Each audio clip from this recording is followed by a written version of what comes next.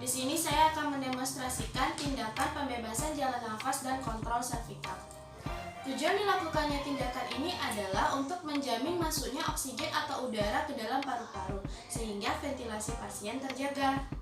Adapun indikasi dari tindakan pembebasan jalan nafas ini yaitu pasien yang mengalami hambatan jalan nafas dan juga pasien yang mengalami trauma.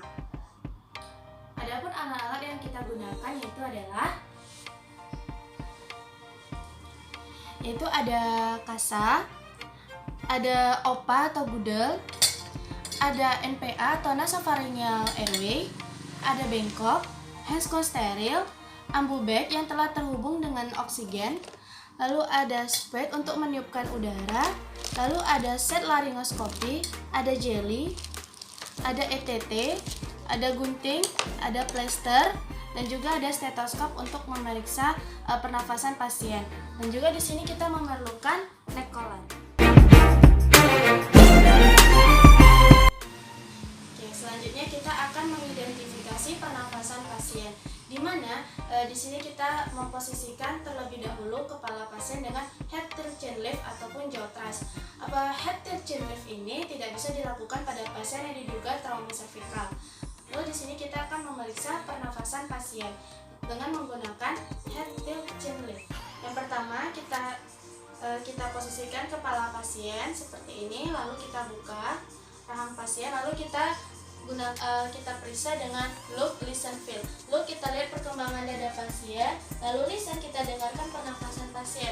Di mana pernafasan di sini dia ada snoring. Kalau snoring itu mengorok, berarti pasien mengalami kebuntuan jalan nafas. Lalu yang kedua itu ada gurgling, itu seperti suara berkumur, di mana terdapat penumpukan cairan pada saluran pernafasan pasien. Lalu ada crawling.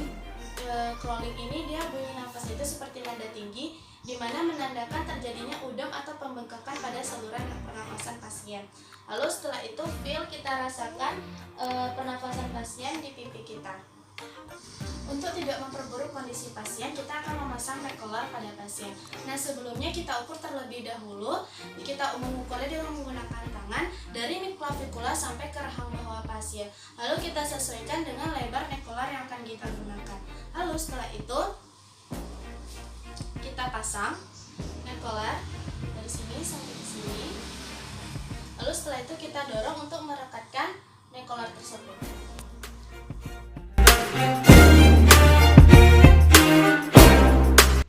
Sebelum kita melakukan tindakan, terlebih dahulu kita mencuci tangan, lalu kita memakai handspun. Di sini kita menggunakan handspun steril. Nah, di sini kita telah memakai handspun steril. Lalu setelah itu kita akan memasangkan OPA atau gudel kepada pasien.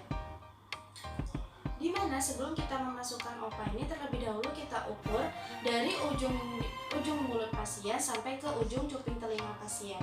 Lalu setelah itu kita akan memasukkan OPA secara perlahan ke dalam mulut pasien. Lalu kita masukkan OPA. Lalu setelah OPA-nya menyentuh ujung palatum, kita putar OPA seperti ini.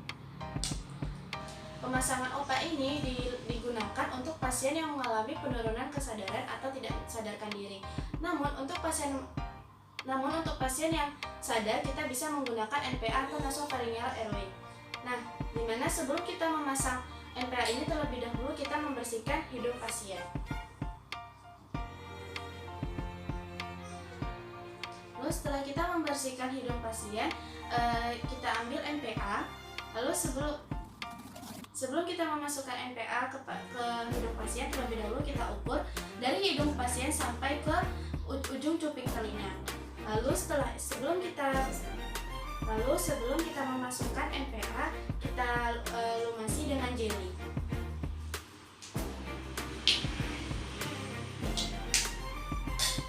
Lalu setelah itu kita lumasi. Lalu setelah itu kita masukkan NPA. Lalu setelah itu kita memasukkan NPA.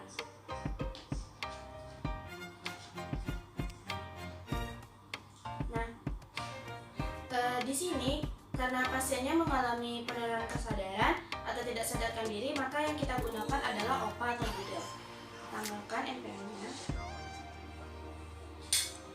Nah, setelah OPA terpasang, kita ambil ambu bag yang telah terhubung dengan tabung oksigen. Lalu setelah itu kita rasakan oksigennya. Setelah itu kita berikan kepada pasien. Lalu setelah itu kita berikan oksigen selama 2-3 menit.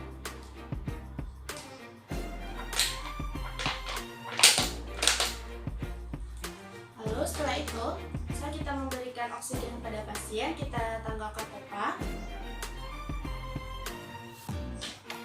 Lalu selanjutnya kita akan memasang ETT pada pasien. Nah, di sini kita membutuhkan set laringoskop yang besar. Di sini ada 3 ukuran. Ukuran yang paling besar itu untuk ukuran orang yang berbadan besar atau dewasa. Lalu yang ukuran sedang itu untuk orang berbadan sedang atau remaja. Lalu yang kecil itu untuk anak kecil atau orang berbadan kecil. Di sini kita akan menggunakan yang paling besar.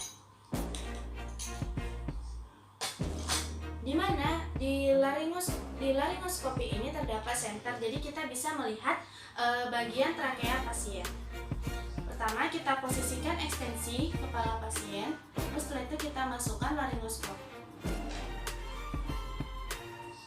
Lalu kita lihat trakea pasien. Setelah terlihat, kita akan memasukkan selang ETT ke dalam mulut pasien. Di sini kita menggunakan ETT nomor 7.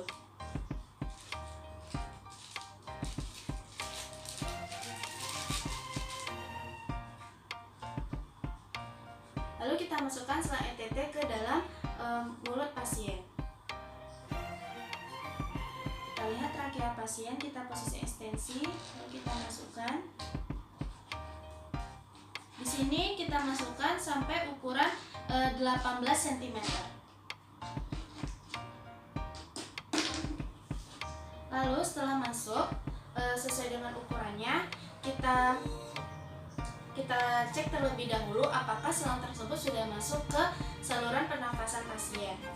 Sini kita menggunakan stetoskop.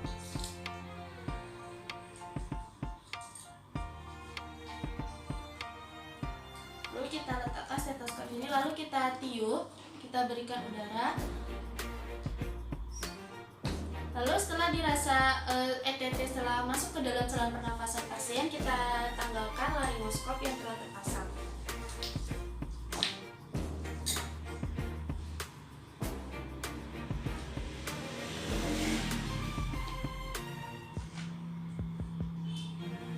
ETT kita terpasang, agar ETT tidak terlepas, berikan udara pada balon.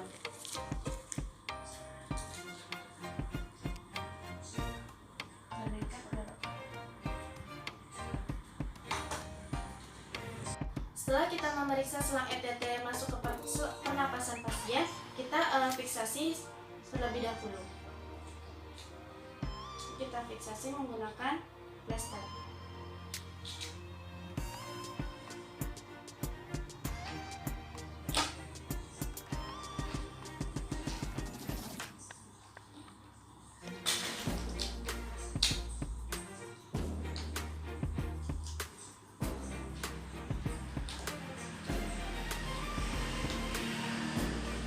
Lalu setelah kita fiksasi selang ETT pada pasien, kita akan memberikan oksigen kepada pasien dengan menggunakan ambu bag selama 2-3 menit.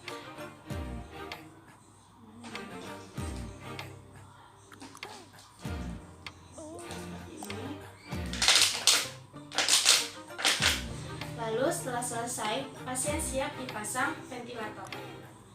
Sekian video demonstrasi pembebasan jalan nafas dan kontrol servikal dari saya. Semoga bermanfaat. Sekian dan terima kasih. Wassalamualaikum warahmatullahi wabarakatuh.